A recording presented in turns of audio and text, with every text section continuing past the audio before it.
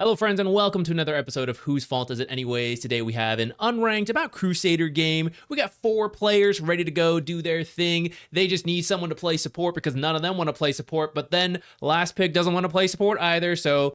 Hey little buddy, it's in the bag! Drow Ranger. Hey, you're making me Support. That was my thought. I'll be the... Support. Yes. Can our brave heroes overcome this terrible draft? No, otherwise we wouldn't be here. But is it actually Drow Ranger's fault they lost? Let's find out. Once Alchemist sees that pick, he says, I guess I'm support Alchemist, and does his best. So we're going to be very lenient to the gameplay because it's not the role he expected to play with the hero. He's just trying to make the best of a bad situation, which Alchemist actually isn't the worst hero to end up being support. It's kind of weird, it's kind of out there. It's not particularly good right now, but it is sort of doable. So let's be very forgiving to the Alchemist player on this team, even though he clearly doesn't know what he's doing and he's going to use Acid Spray for 20 damage instead of Unstable Concoction for guaranteed 150 and stun, and he's going to push in the lane with the Acid Spray. He's trying his best. I didn't say this is his best. We're gonna let it slide because he's got this Drow Ranger who's certainly gonna carry him. If Drow Ranger is willing to steal the last pick roll, then surely, oh shit, she's got 2 clarities. Well, don't worry guys, I'm sure she just overuses frost arrows and she'll get a lot of farm secured and then she's gonna carry the game. Oh shit, she's got 1 last hit, guys.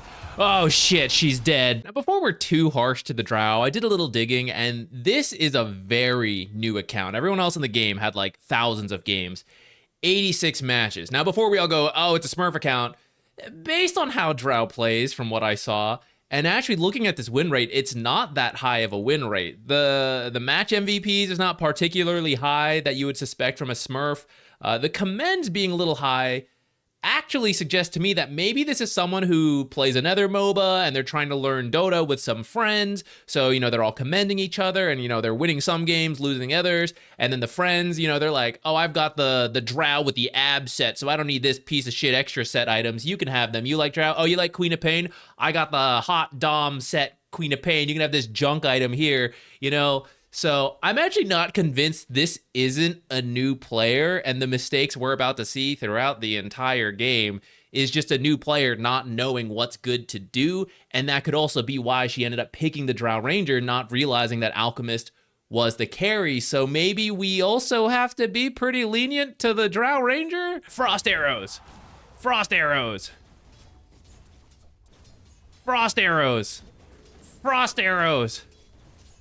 Frost arrows! Frost arrows!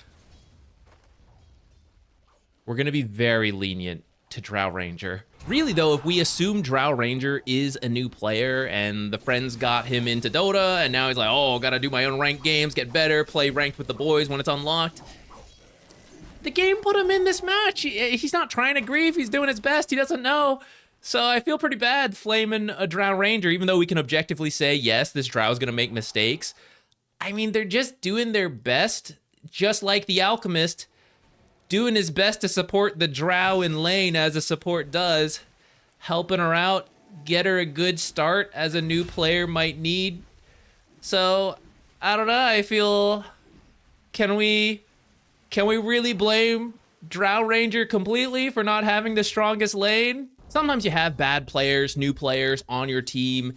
It happens, but you can still win because there's probably some bad players or new players on the enemy team as well. So we really just got to focus on ourselves and do our best. Now, Sand King, who submitted this game, they're here to practice. This is one of their first few games of Sand King, so I don't want to hear any flaming, even though, goddamn, this could have been a double stun and you kill both heroes, and it actually would have changed the game completely, but no flame, no flame. I know you're here to practice. This is the place to do it. Quick tip here, by the way. You see this thing right here? This thing right here? That's Nature's Prophet's Treant. This one's actually Nature's Prophet. So, I mean, if you stunned him instead, this is also a kill here. She ends up having to use her ultimate to get the kill. So it's like, okay, cool. We got it right. But you know what? Puck is actually still in the area, hunting around because you never killed Puck earlier, and now Puck's actually gonna kill you. Ugh! No, barely get away. So you're starting to see the snowball effect of missing our stuns. We should already have killed Puck. We should have killed Nature's Prophet a little bit easier here. We shouldn't be getting killed by the Puck here now. And now our Drow shouldn't be getting killed. Our Alchemist is coming in one-on-one. Support Alchemist here to join the fray. Uh-oh, he's also dead now. Puck still gonna get away. That's pretty crazy. And now Queen of Pain is dead. And now they're gonna take the tier 1 tower. And you're gonna get hit with some mental damage from the all chat. At the beginning of this clip, I think it was about a 2k gold lead, and off of some misplays from everyone, we're now up to 5k.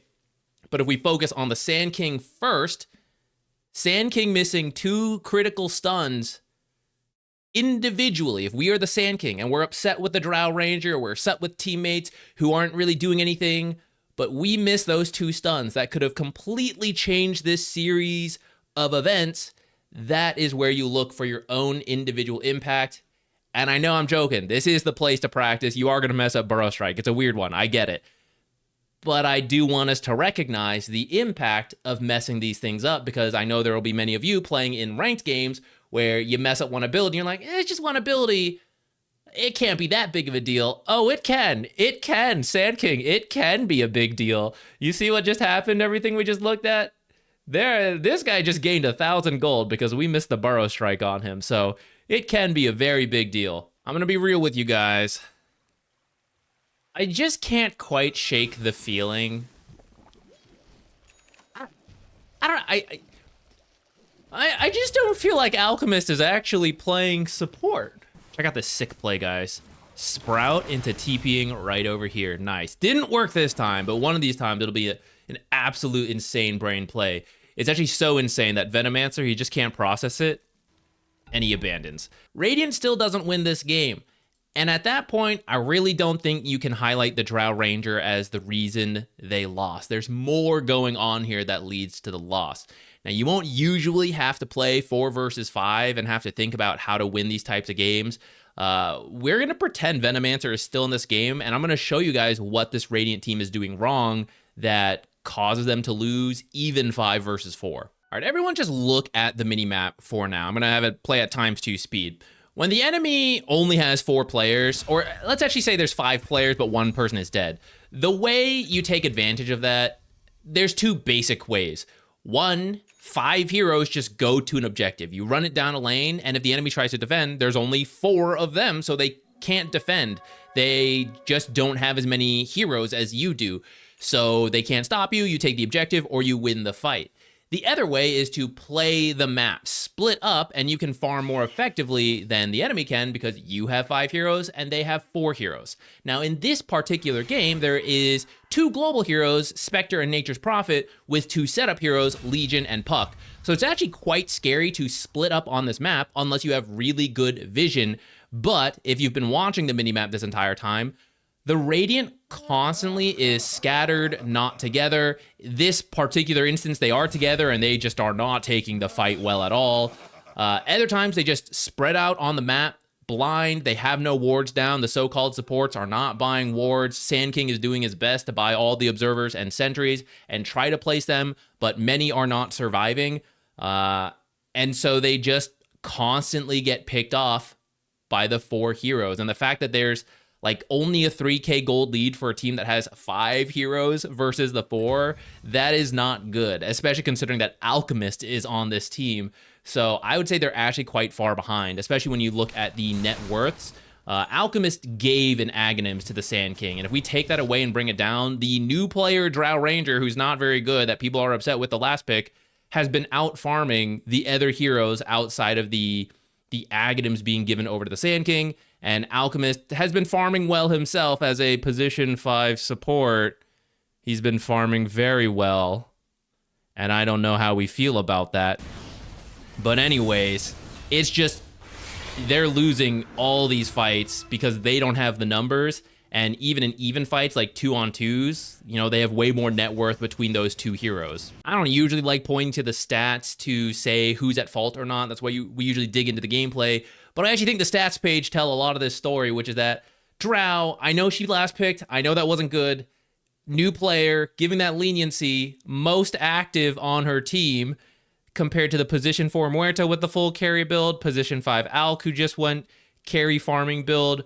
Sand King, who tried to adapt. The build doesn't make a bunch of sense. You tried your best. Queen of Pain has a normal build, but just didn't farm very well and really dropped the ball from being top of net worth at 10 minutes to really not getting much done by 20 minutes. A lot of people like to point to their carries when they have no item. They're like, you're bad at the game, you have no money. And yet when we take a look at how many last hits the other heroes have, I mean, there's only a limited amount of last hits. And so when everyone is farming, sure, Drow missed a lot as a new player, but she can't go farm if part of the farm is always taken by supports in the game.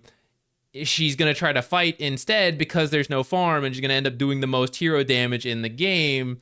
Again, because there's not a lot of support coming in. The feelings I'm getting, where's the support? Where's the support for the Drow? It's coming from the offlane Sand King. The Drow last pick really is not good for the draft, but if the enemy has an abandon for 30 minutes and you still can't take some tier 1 towers or organized plays 5 versus 4, then in my opinion, you got some bigger issues than the Drow last pick. So I'm holding everybody in this game at fault for this loss. If you guys would like to submit one of your games, blame somebody, see if people flaming you is justified, leave them down in the comments. Let me know who you're playing, all the juicy details, and I'll try to pick one of you guys for the next episode. Thank you for watching. See ya.